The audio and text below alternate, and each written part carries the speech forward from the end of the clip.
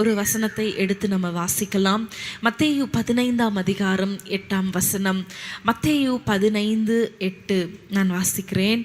இந்த ஜனங்கள் தங்கள் வாயினால் என்னிடத்தில் சேர்ந்து தங்கள் உதடுகளினால் என்னை கனம் பண்ணுகிறார்கள், அவர்கள் இருதயமோ எனக்கு தூரமாய் இருக்கிறது. ஹalleluya.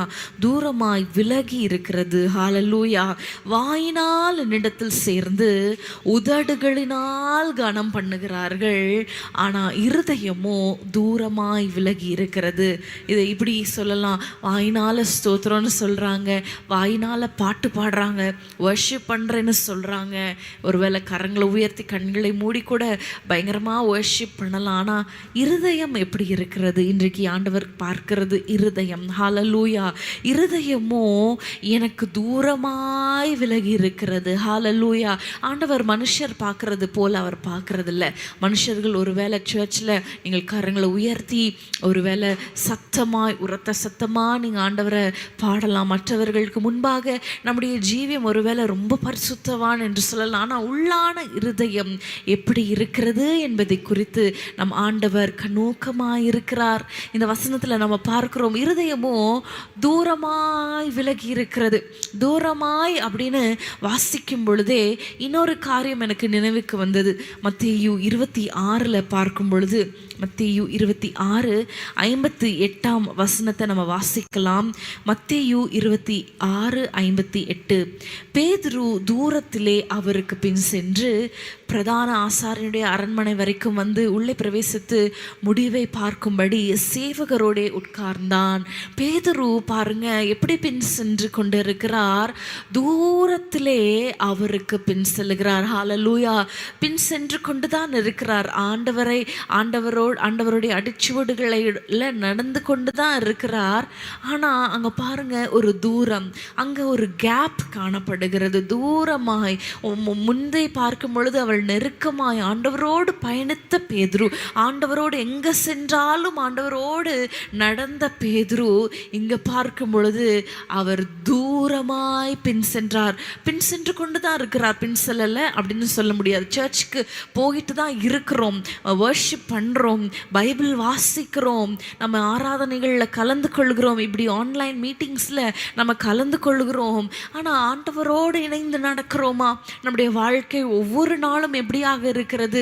பேதுருவை போல ஏதோ நானும் ஒரு கூட்டத்தில் நானும் ஒரு ரிச்சுவலாக ஒரு இப்படிலாம் நம்ம பண்ணதான் செய்யணும், இப்படி தான் நம்மை வளர்த்தி இருக்கிறாங்க, இப்படி தான் நம்மளை நடத்தி இருக்கிறாங்க, அதனால நாமும் பைபிள் வாசிக்கணும், நாமும் ஜெபிக்கணும், இத்தனை நாட்கள் ப்ரேயர் அட்டன் பண்ணிட்டேன், இந்த நாளும் நான் அட்டன் பண்ணுறேன், அப்படியாகவா? இல்லை. ஹalleluya. பேதுரு தூரத்தில் பின் சென்று கொண்டு இருக்கிறார். ஆனால் அவரும் பின் சென்று கொண்டு இருக்கிறார். ஹalleluya. ஏராளமான ஜனங்களோடு அவரும் கூட்டத்தோடு கூட்டமாக அவரும் பின் சென்று கொண்டிருக்கிறார். இன்னொரு நபரை குறித்து நம்ம பார்க்கும் பொழுது லூக்கா 15ஆம் அதிகாரத்துக்கு நம்ம திருப்பிக் கொள்ளலாம். லூக்கா 15ஆம் அதிகாரம் 13ஆம் வசனம் நம்ம பார்க்கலாமா? லூக்கா 15:13. சில நாளைக்கு பின்பு இளைய மகன் எல்லாவற்றையும் சேர்த்து கொண்டு தூர தேசத்துக்கு புறப்பட்டு போய் அங்கே துன்மார்க்கமாய் ஜீவனம் பண்ணி தன் ஆஸ்தியை அழித்து போட்டான். இங்கே ஒரு தூரத்தை நம்ம பார்க்கிறோம். நம்ம வாசித்தது இருதயம் தூரமாய் இருந்தது. இரண்டாவது நம்ம பார்த்தோம் பேதுரு தூரமாய் அவர் பின் சென்று கொண்டிருந்தார். இங்கே பார்க்கிறோம் தூர தேசத்துக்கு புறப்பட்டு போய்விட்டார். இந்த இளைய மகன் தூர தேசத்துக்கு அவர் போய்விட்டார். ஹalleluya.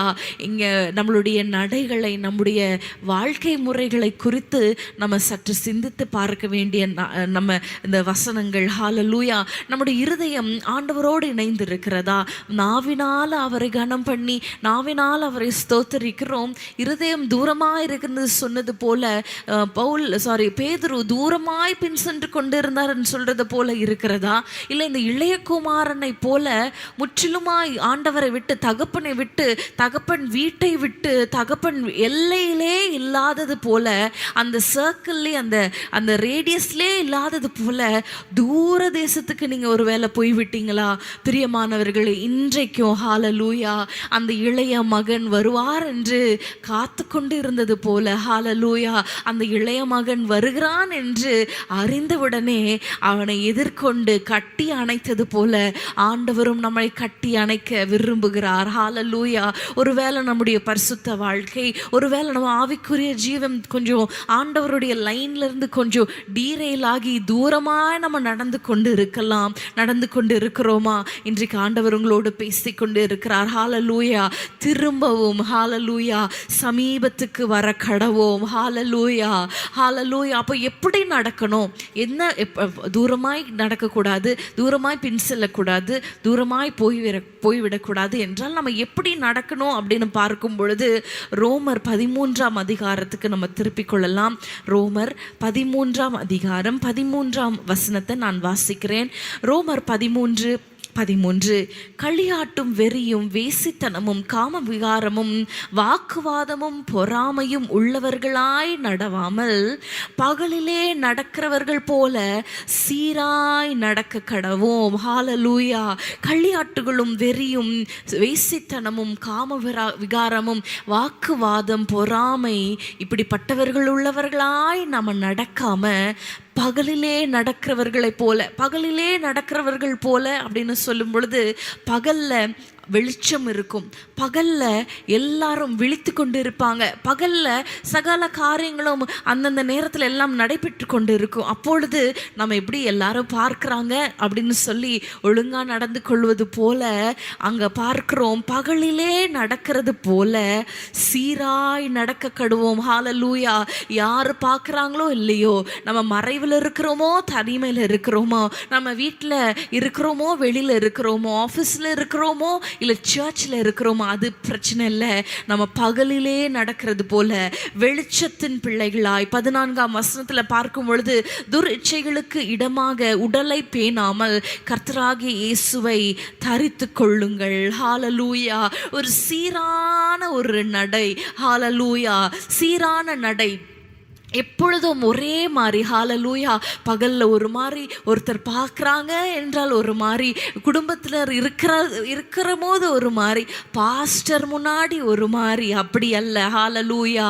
எப்பொழுதும் ஹalleluya சீராய் நம்ம நடக்க கடவோம். ஹalleluya.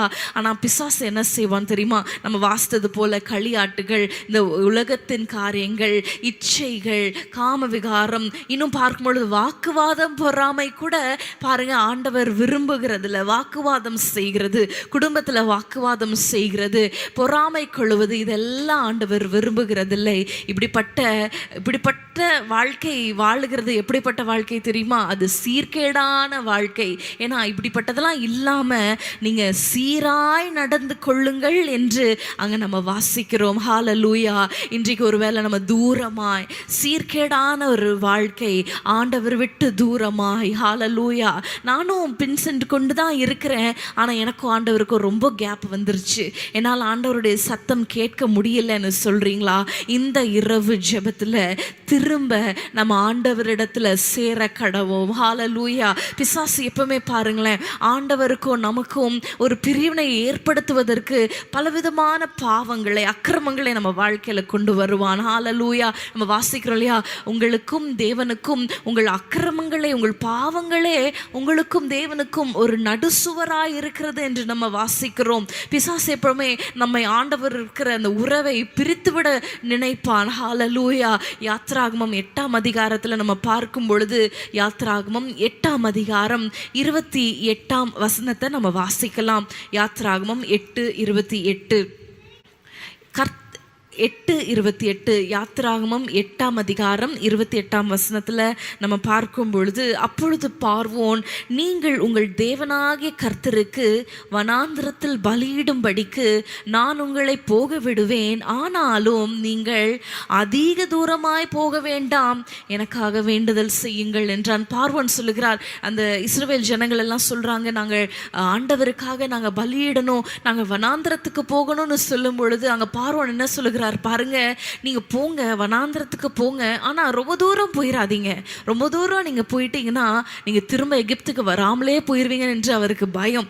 ஹல்லேலூயா. இன்றைக்கு பிசாசு அப்படிதான் நம்மளை ரொம்ப ஆண்டவரோடு கனெக்ட் பண்ண விடாம, ஆண்டவரோடு இணைந்து நடக்க விடாம, இந்த வேத வாசிப்புல தியானமா இருக்க விடாம, அப்பப்போ இந்த உலகம், ஹல்லேலூயா, எகிப்து என்றால் அது அடிமைத்தனம், அந்த அடிமைத்தனத்திலேயே வைத்துக்கொண்டு அவன் எத்தனித்து கொண்டே இருப்பான். எப்படியா இந்த நம்முடைய மனதை, நம்முடைய சிந்தைகளை இந்த எகிப்தின் அடிமைத்தனம் போல சில அடிமைத்தனங்கள், ஹல்லேலூயா, டிவி பார்க்கிறது, சீரியல் பார்க்கிறது, இந்த எபிசோடு மாத்திரம் முடிச்சிடலாம், இந்த சீரீஸ் மாத்திரம் முடிச்சிடலாம் என்று சொல்லி நாட்களையும் நேரங்களையும் உங்களுடைய நேரத்தை அப்படியே உட்கார வைத்து உங்களை அடிமைப்படுத்தி வைத்திருக்கிறானா அது பார்வோனுடைய ஆவி. ஹல்லேலூயா. ஆண்டவரிடத்தில் நம்ம போயிடக்கூடாது, ஆண்டவரை சேவிச்சுட்டு அப்படியே அவங்க விடுதலை ஆயிடக்கூடாது என்ற ஒரு திகில்னால பாருங்க பார்வோன் என்ன சொல்லுகிறார், நீங்க அதிக தூரமா போயிடாதீங்க. பிசாசு அப்படிதான் நம்மளோட அந்த அடிமைத்தனத்திலே, அந்த உலக இச்சைகளிலே, உலக ஆசைகளிலே, இந்த மாம்சத்துக்கு அடுத்த காரியங்களிலே நம்மளை சிக்க வைத்து கொண்டு இருப்பான். ஹல்லேலூயா. அதனால என்ன ஆகிறது, நம்முடைய இருதயம் ஆண்டவர் விட்டு தூரமாய் போகிறது. ஆனா ஆண்டவர் என்ன விரும்புகிறார் தெரியுமா? ஹல்லேலூயா. நீச்சல் ஆழம் வரைக்கும் ஆண்டவரோடு இணைந்து வாழுகிற வாழ்க்கையை ஆண்டவர் விரும்புகிறார். ஹல்லேலூயா. மோசேயோடு அவர் முகமுகமாய் பேசினார். ஹல்லேலூயா. முகமுகமாய் பேசணும் அப்படின்னா பக்கத்தில் உட்கார்ந்து இப்படி பார்த்தாதான் முகமுகமாய் பேச முடியும்ல. அப்போ பாருங்க, நமக்கு இடையில யாராவது இருந்தா அந்த முகத்தை பார்க்க முடியுமா? பார்க்க முடியாது. அப்போ நமக்கும் ஆண்டவருக்கும் இருக்கிற அந்த இடைவேளையை, ஹல்லேலூயா, இன்றைக்கு அந்த இடைவேளையை நம்ம மாற்ற போகிறோம். ஹல்லேலூயா. ஆண்டவரோடு நம்ம நடக்க போகிறோம். ஹல்லேலூயா. ஒரு நிமிஷம் கண்களை மூடி நம்ம ஆண்டவர் சமூகத்தில் சொல்லலாமா? ஆண்டவரே, உண்மைதான் ஆண்டவரே, நாங்கள் பேதுருவை போல தூரத்தில், ஹல்லேலூயா, ஆவியும் இல்லாமல் அனலும் இல்லாமல், ஹல்லேலூயா, ஹல்லேலூயா, ஒருவேளை ஒரு இன்ட்ரெஸ்டே இல்லை ஆண்டவரே, ஜெபிப்பதற்கு, பைபிள் வாசிப்பதற்கு இன்ட்ரெஸ்டே இல்லை, நீங்கள் சொல்கிறீங்களா? ஆண்டவர் சமூகத்தில், ஹல்லேலூயா, திரும்பவும் திரும்பவும் ஆண்டவர் சமூகத்தில் ஆண்டவரோடு இணைய இன்றைக்கு நீங்கள் ஒப்பு கொடுப்பீங்களா? இன்றைக்கு ஒப்பு கொடுப்பீங்களா? ஹல்லேலூயா. ஆண்டவரே, இந்த இரவு ஜெபம் எங்களுடைய உறவை, உமக்கும் எங்களுக்கும் இருக்கிற அந்த உறவை புதுப்பித்துக் கொள்ளுகிற ஒரு இரவா இருப்பதாக, புதுப்பித்துக் கொள்ளுகிற ஒரு இரவா இருப்பதாக. ஹல்லேலூயா. ஹல்லேலூயா. எத்தனை பேர் விரும்புறீங்க? ஹல்லேலூயா. விரும்புகிறீங்களா? ஆண்டவரோடு இணையணும், ஆண்டவரோடு நடக்கணும், ஆண்டவரோடு பேசணும். ஹல்லேலூயா. கணுக்கால் அளவு அல்ல, முழங்கால் அளவும் அல்ல, நீச்சல் ஆழம். ஹல்லேலூயா. அந்த ஆழத்துக்குள்ளாக, அந்த அன்பின் ஆழத்துக்குள்ளாக, அந்த கிருபையின் ஆழத்துக்குள்ளாக, அந்த அபிஷேகத்தின் ஆழத்துக்குள்ளாக நம்ம போகும் பொழுது பாருங்க, ஆண்டவர் நம்மை ஆட்கொள்ளுவார். ஹல்லேலூயா. நம்ம சொந்த கால்கள் காலூன்றி நிற்க முடியாதே, அந்த நீச்சல் ஆழத்துல ஆண்டவர் நம்மை ஏந்தி கொள்ளுவார். ஹல்லேலூயா. ஓ ஹல்லேலூயா. எத்தனை பேர் விரும்புறீர்கள் என்றால் கரங்களை உயர்த்தி கொண்டு, ஆண்டவரே, நாங்கள் தூரமா இருக்கிறோம் அப்பா, ஆண்டவரே, இளைய குமாரனை போல தூரமாய் போய்விட்டோம், பேதுரு போல ஏதோ கொஞ்சம் பின் சென்று கொண்டு இருக்கிறோம். இந்த இரவு ஜெபத்துல ஆண்டவரே, உமோடு இணைய நாங்கள் விரும்புகிறோம். ஆண்டவரே, நாங்கள் விரும்புகிறோம். ஹல்லேலூயா. ஹல்லேலூயா. ஒரு வசனத்தை நம்ம வாசிக்கலாமா? எரேமியா 4ஆம் அதிகாரத்துல 1ஆம் வசனம். எரேமியா 4:1 இப்படியாக சொல்லுகிறது, நான் வாசிக்கிறேன். இஸ்ரவேலே, நீ திரும்புகிறதற்கு மனதா இருந்தால் என்னிடத்தில் திரும்பு என்று கர்த்தர் சொல்லுகிறார். இஸ்ரவேலே, நீ திரும்புகிறதற்கு என்னிடத்தில் திரும்பு என்று கர்த்தர் சொல்லுகிறார். நீ உன் அருவருப்புகளை என் பார்வை நின்று அகற்றிவிட்டால் இனி நீ அலைந்து திரிவதில்லை. ஹல்லேலூயா. ஹல்லேலூயா. அருவருப்புகள், ஆண்டவர் அருவருக்கிற காரியங்கள் நீதிமொழிகள் 16 நம்ம பார்க்கிறோம். பெருமை உள்ளவனுக்கு அவர் எதிர்த்து நிற்கிறார் என்று சொல்லி நம்ம பார்க்கிறோம். ஹல்லேலூயா. வீண் பேச்சு, தேவையில்லாத காரியங்கள் நம்ம வாழ்க்கையில இருக்கும் பொழுது ஆண்டவரை நம்ம தரிசிக்க முடியாது, ஆண்டவரை நம்ம பின்பற்ற பின்பற்ற முடியாது, ஆண்டவரோடு நடக்க முடியாது. தேவையில்லாத காரியங்கள், நீ திரும்புகிறதற்கு மனதா இருந்தால் ஆண்டவர் பார்வையிலிருந்து தேவையில்லாத அருவருப்புகளை நம்ம அகற்றும் பொழுது நம் இருதயத்தை சுத்திகரித்துக் கொள்ளலாமா? அவரை தொழுது கொள்ளுகிற போதெல்லாம் அவர் சமீபமாயிருக்கிறார். அவரை நம்ம கூப்பிடும் போதெல்லாம் அவர் நமக்கு சமீபமாயிருக்கிறார். ஆனா நம்முடைய அக்கிரமங்கள் அவருக்கும் நமக்கும் ஒரு நடுசுவராய் இருக்கிறதே. இன்னும் எத்தனை நாட்களுக்கு நம்ம தூரமாய் நடந்து கொண்டிருப்போம்? இன்னும் எத்தனை நாட்களுக்கு தூரமாய் நம்ம இருப்போம்? இன்னும் எத்தனை நாட்களுக்கு நானும் கிறிஸ்தவன் தான் என்று சொல்லி தூரத்தில் பின் சென்று கொண்டிருப்போம்? கர்த்தருடைய ராஜ்யம் சமீபமா இருக்கிறதே, கர்த்தருடைய நாள் சமீபமா இருக்கிறதே, கர்த்தருடைய வருகை சமீபமா இருக்கிறதே. ஹல்லேலூயா. இன்றைக்கு கரங்களை உயர்த்தி விரும்புகிற ஆண்டவரே, விரும்புகிற ஆண்டவரே, உமோடு நடக்க, உமோடு இணைய, உமோடு பேச ஆண்டவரே, உமக்கும் எங்களுக்கும் இருக்கிற அந்த தூரம் வேண்டாம்பா, அந்த தூரம் வேண்டாம்பா, அந்த கேப் வேண்டாம் ஆண்டவரே. அப்பா, மீண்டும் புதுப்பித்துக் கொள்ள இந்த இரவு ஜெபத்துல ஒரு அபிஷேகத்தினால் எங்களை நிரப்புங்க. கரங்களை உயர்த்தி கேட்பீங்களா? ஆண்டவரே, எங்களை திரும்பவும் உயிர்ப்பிப்பீராக, எங்களை திரும்பவும் உயிர்ப்பிப்பீராக. ஹல்லேலூயா.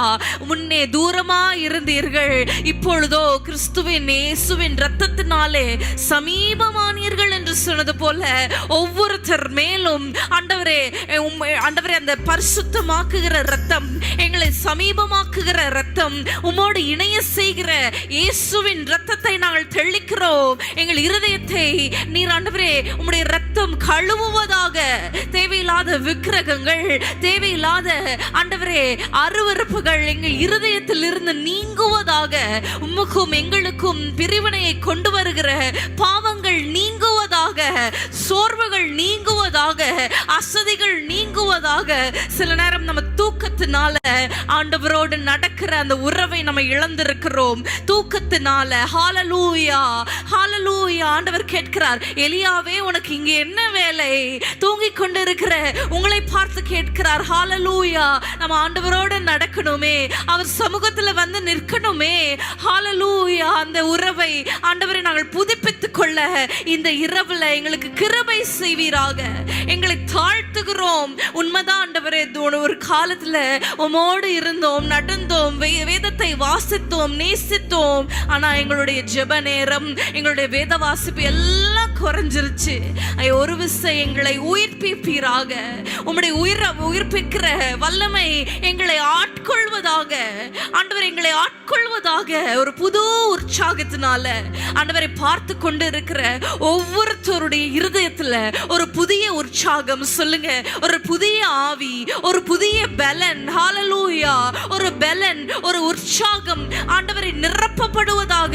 ஒரு பலனால நிரப்புவீராக. ஒரு புது பலன் உண்டாவதாக. எங்களால முடியாதப்பா, மாம்சம் பலவீனம் உள்ளது, ஆவியோ உற்சாகமானதுன்னு சொன்னது போல உம்முடைய பரிசுத்த ஆவியானவர் எங்களை ஆட்கொள்வீராக. எங்களை தாழ்த்தி ஜெபிக்கிறோம் இயேசுவின் நாமத்தில் பிதாவே, ஆமென்.